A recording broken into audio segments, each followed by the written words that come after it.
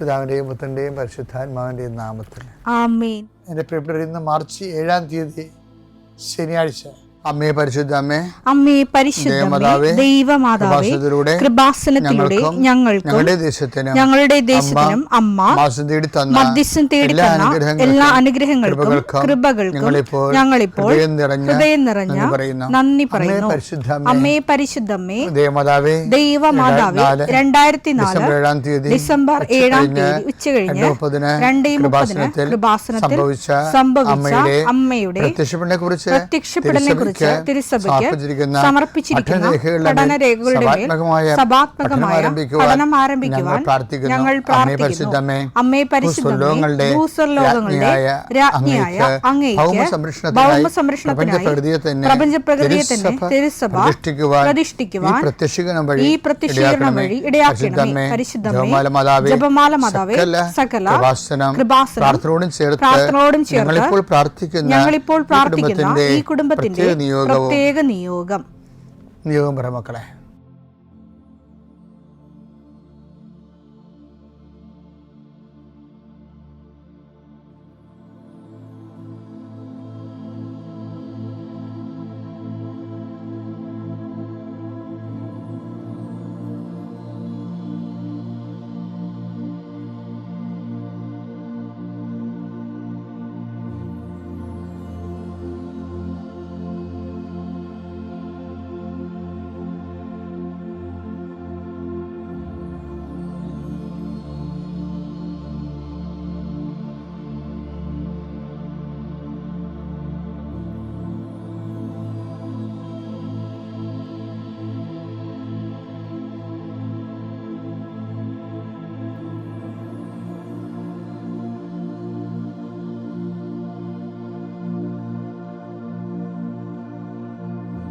അമ്മയുടെ പ്രത്യക്ഷീകരണത്തിന്റെ ഈ അനുഗ്രഹവേളയിൽ ഞങ്ങൾക്ക് സാധിച്ചു തരുവാൻ കനിയണമേ. ആമേൻ. വിശ്വാസ പ്രമാണം. സർവശക്തനായ പിതാവും ആകാശത്തിന്റെയും ഭൂമിയുടെയും സൃഷ്ടാവുമായ ദൈവത്തിൽ ഞാൻ വിശ്വസിക്കുന്നു. അവിടുത്തെ ഏകപുത്രനും ഞങ്ങളുടെ കർത്താവുമായ ഈശോ മിശിഹായിലും ഞാൻ വിശ്വസിക്കുന്നു. ഈ പുത്രൻ പരിശുദ്ധാത്മാവിനാൽ ഗർഭസ്ഥനായി കന്യകാമറിയത്തിൽ നിന്ന് പിറന്ന് പൊന്തിയോസ് പീലാത്തോസിന്റെ കാലത്ത് പീഡകൾ സഹിച്ച് കുരിശിൽ തറയ്ക്കപ്പെട്ട് മരിച്ച് അടക്കപ്പെട്ട് പാതാളങ്ങളിൽ ഇറങ്ങി മരിച്ചവരുടെ ഇടയിൽ നിന്ന് 3-ാം നാൾ ഉയർത്ത് സ്വർഗത്തിലേക്ക് എഴുന്നള്ളി സർവശക്തിയുള്ള പിതാവായ ദൈവത്തിന്റെ വലതുഭാഗത്തിരിക്കുന്നു. അവിടെ നിന്ന് ജീവിക്കുന്നവരെയും മരിച്ചവരെയും വിധിക്കുവാൻ വരുമെന്നും ഞാൻ വിശ്വസിക്കുന്നു. പരിശുദ്ധാത്മാവിലും ഞാൻ വിശ്വസിക്കുന്നു. വിശുദ്ധ കത്തോലിക്കാ സഭയിലും പുണ്യവാന്മാരുടെ ഐക്യത്തിലും പാപങ്ങളുടെ മോചനത്തിലും ശരീരത്തിന്റെ ഉയർപ്പിലും നിത്യമായ ജീവിതത്തിലും ഞാൻ വിശ്വസിക്കുന്നു. ആമേൻ. സുഖസ്ഥനായ ഞങ്ങളുടെ പിതാവേ, അങ്ങയുടെ നാമം പൂജിതമാകണമേ. അങ്ങയുടെ രാജ്യം വരണമേ. അങ്ങയുടെ തിരുമനസ് സ്വർഗത്തിലെ പോലെ ഭൂമിയിലും ആകണമേ. അന്നു വേണ്ടുന്ന ആഹാരം ഇന്ന് ഞങ്ങൾക്ക് തരണമേ. ഞങ്ങളോട് തെറ്റ് ചെയ്യുന്നവരോട് ഞങ്ങൾ ക്ഷമിക്കുന്നത് പോലെ ഞങ്ങളുടെ തെറ്റുകൾ ഞങ്ങളോടും ക്ഷമിക്കണമേ. ഞങ്ങളെ പ്രലോഭനത്തിൽ ഉൾപ്പെടുത്തരുതേ, തിന്മയിൽ ഞങ്ങൾ രക്ഷിക്കണമേ. ആമേൻ. നന്മ നിറഞ്ഞ മറിയമേ, സ്വസ്തി. കർത്താവ് അങ്ങയുടെ കൂടെ സ്ത്രീകളിൽ അങ്ങ് അനുഗ്രഹിക്കപ്പെട്ടവളാകുന്നു. അങ്ങയുടെ ഉദരത്തിൻ ഫലമായി ഈശോ അനുഗ്രഹിക്കപ്പെട്ടവനാകുന്നു. പരിശുദ്ധ മറിയമേ, തമ്പുരാന്റെ അമ്മേ, പാപികളായ ഞങ്ങൾക്ക് വേണ്ടി ഇപ്പോഴും ഞങ്ങളുടെ മരണസമയത്തും തമ്പുരാനോട് അപേക്ഷിക്കണമേ. ആമേൻ. എൻ്റെ കർത്താവിൻ്റെ ഉന്നതമായ നാമത്തിൽ സഭയുടെ അധികാരത്തിൽ കുരിശിൻ്റെ അടയാളത്തിൽ ദൈവത്തിൻ്റെ ശക്തിയാൽ 39-40 വർഷം ഞാൻ അർപ്പിച്ച കൃപാനയുടെ യോഗ്യതയാൽ കൃപാസ്ഥാനത്താറെ ജീവനോടെ പ്രത്യക്ഷപ്പെട്ട പരിശുദ്ധ അമ്മയുടെ മാധ്യസ്ഥത്തിലെ ഞാൻ ഓരോ കുടുംബത്തെ ആശ്രയിച്ച് പ്രാർത്ഥിക്കുന്നു. ദൈവത്തിലെ നിൻ്റെ കയ്യിരിക്കുന്ന എല്ലാ വസ്തുക്കളുടെ പ്രമാണങ്ങൾ കയ്യിലുണ്ടെങ്കിൽ എടുക്കുക, സർട്ടിഫിക്കറ്റുകളുണ്ടെങ്കിൽ എടുക്കുക, എവിടെയെങ്കിലും കൊടുക്കാനുള്ള ആപ്ലിക്കേഷൻസ് ഉണ്ടെങ്കിൽ എടുക്കുക. ദൈവത്തിലെ നീ എവിടെയെങ്കിലും പോകുന്നുണ്ടെങ്കിൽ നിൻ്റെ പാസ്പോർട്ടോ വിസയുടെ കോപ്പിയോ എയർ ടിക്കറ്റോ എന്താണ് നിൻ്റെ കയ്യിലുള്ളത്, എടുക്കുക. ദൈവത്തിലെ എവിടെയെങ്കിലും കൊടുക്കാനുള്ള ആപ്ലിക്കേഷൻസ് ഉണ്ടെങ്കിൽ അത് എടുക്കുക. കൃപാസന മാതാവിനെ കാണിച്ചുകൊണ്ട് പ്രാർത്ഥിക്കുക. ഞാനിപ്പോൾ നിന്നെ ആശ്രയിച്ച് പ്രാർത്ഥിക്കുക.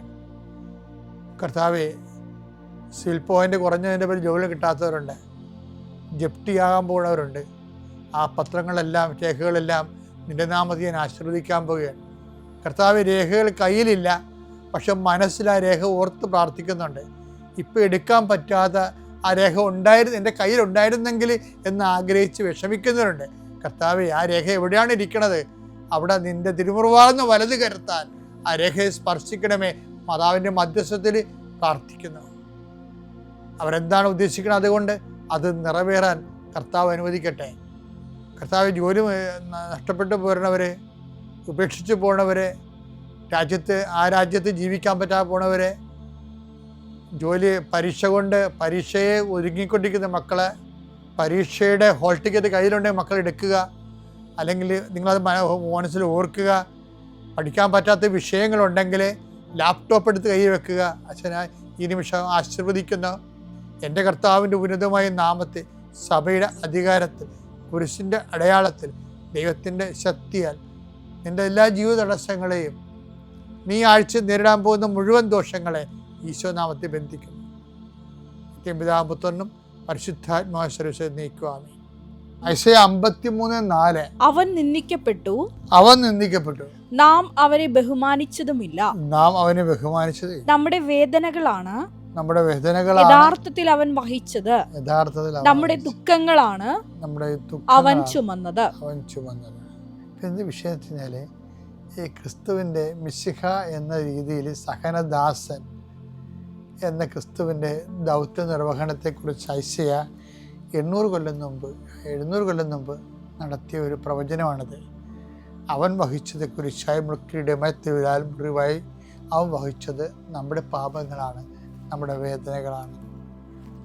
എൻ്റെ ദൈവത്തിലെ അതുപോലെ തന്നെ പ്രധാനപ്പെട്ടതാണ്. നമ്മൾക്ക് ഇപ്പം എനിക്കാണെങ്കിൽ എൻ്റെ സമയത്ത് ഓർക്കുകയെ ആൾക്കാർ എന്നെക്കുറിച്ച് എന്നാ ധരിക്കും, എന്താണ് എപ്പോഴും രോഗശാന്തി എന്നും പറഞ്ഞ ആൾക്കാരെ നിൽക്കുന്നുണ്ട്. എല്ലാവരെയും കർത്താവിൻ്റെ നാമത്തിൽ പ്രാർത്ഥിക്കുന്നുണ്ട്. അതുപോലെ തന്നെ എല്ലാവർക്കും വേണ്ടി പ്രാർത്ഥിക്കുകയും കുറേ പേര് അതിൽ അവരുടെ വിശ്വാസബോധം അനുസരിച്ചും ദൈവത്തിൻ്റെ ഇടപെടലനുസരിച്ചൊക്കെ സൗഖ്യപ്പെടുകയും ചെയ്യുന്നുണ്ട്, അത് സാക്ഷ്യം പറയുന്നുണ്ട്. പക്ഷേ എനിക്കാണെങ്കിൽ രോഗം ഒഴുതുങ്ങിയിട്ട് നേരമില്ല, ഞാൻ പ്രാർത്ഥിച്ചു കഴിഞ്ഞിട്ടാണ്. അപ്പോൾ എൻ്റെ വിഷയം എന്ന് പറയുന്നത്, അവൻ്റെ മുറിവിലാണ് നമ്മൾ സൗഖ്യപ്പെട്ടെന്ന് പറയത്തില്ലേ. അപ്പോൾ അവൻ്റെ മുറിവിൽ അതൊരു വചനമാണ്. യെശയ്യാ 53:5 അവന്റെ മേലുള്ള ശിക്ഷ നമുക്ക് രക്ഷ നൽകി. അവന്റെ ക്ഷതങ്ങളാൽ നാം സൗഖ്യം പ്രാപിച്ചു. നമ്മൾ സൗഖ്യം പ്രാപിച്ചു. ഇത് തന്നെ ഇതിൽ നമ്മുടെ 1:10-2:24 1:10-2:24 നമ്മുടെ പാപങ്ങൾ സ്വന്തം ശരീരത്തിൽ വഹിച്ചുകൊണ്ട് അവൻ കുരിശിലേറി. അത് നാം പാപത്തിന് മരിച്ച് നീതിക്കായി ജീവിക്കേണ്ടതിനാണ്. അവന്റെ മുറിവിനാൽ നിങ്ങൾ സൗഖ്യമുള്ളവരാക്കപ്പെട്ടിരിക്കുന്നു. അതാണ് അപ്പം അവന്റെ മുറിവിലാണ് സൗഖ്യം. ഇപ്പം ഞാൻ ചില സമയത്ത് ഓർക്കും, എന്തുകൊണ്ടാണ് ഇപ്പം എനിക്ക് കിഡ്നി ഡിസീസ് ഉണ്ട്, ഒന്നില്ലെങ്കിൽ ഒരു കാലിലൊരു വ്രണം ഉണ്ടായിട്ട് ഇപ്പോൾ 1.5 മാസമായി, ഓർക്കണില്ല. രാത്രി ആകുമ്പോൾ കുളിരൊക്കെ ചെയ്യും. ഇപ്പം ഞാൻ ദൈവത്തോട് ചോദിച്ചിട്ടില്ല എന്തുകൊണ്ടാണ് ഇങ്ങനെ സംഭവിക്കണമെന്ന്. മരുന്ന് കഴിച്ചിട്ടും അതിനകത്ത് വലിയ ഗുണങ്ങളൊന്നുമില്ല. ആ വേദനയും രോഗവും നീർക്കട്ടലൊക്കെ അങ്ങനെ കഴിഞ്ഞിട്ട് പോകും. അപ്പോൾ നിങ്ങൾക്ക് ഇത് മാത്രമേ ഉള്ളൂ. അങ്ങനെയല്ല, ആൾക്കാർ നിന്നിട്ടുള്ള എല്ലാ കാര്യങ്ങളിലും എപ്പോഴും പലതരത്തിലുള്ള ശരീരവേദനയും പനിയും ഉറക്കമില്ലായ്മയൊക്കെ വരും. ഇതിൻ്റെ വിഷയം എന്ന് പറയണത് പലപ്പോഴും ഈ വൂണ്ടഡ് ഹീലർ എന്ന് പറഞ്ഞൊരു കോൺസെപ്റ്റ് ഉണ്ട്, അതിൽ നിന്ന് എടുത്തതാണ്.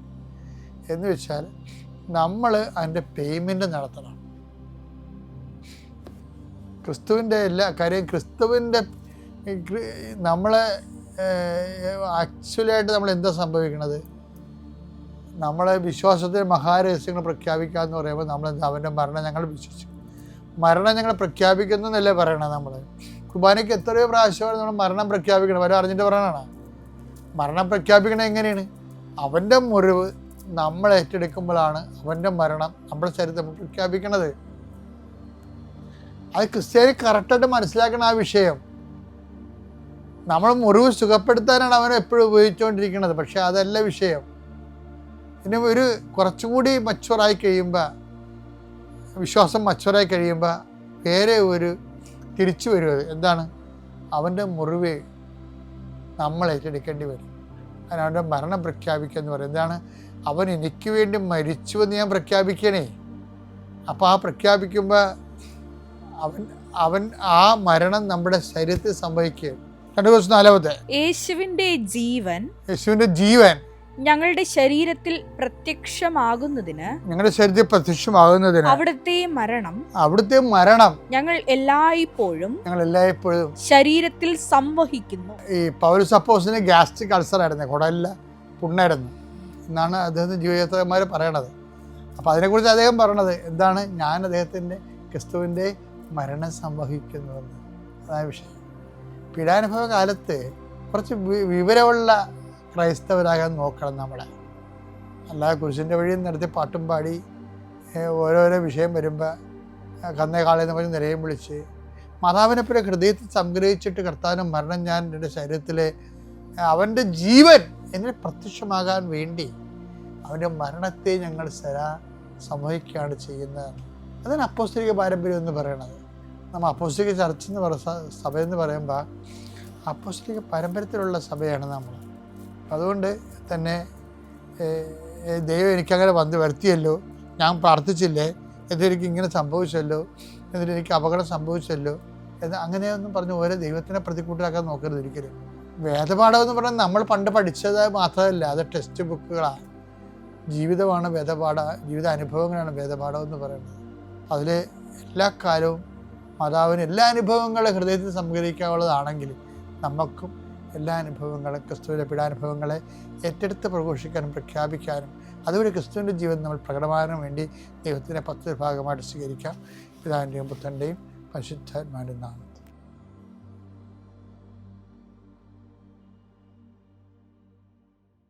അത്യപൂർവ ദൈവാനുഭവങ്ങൾ ഇനി നിങ്ങൾക്കും സ്വന്തം.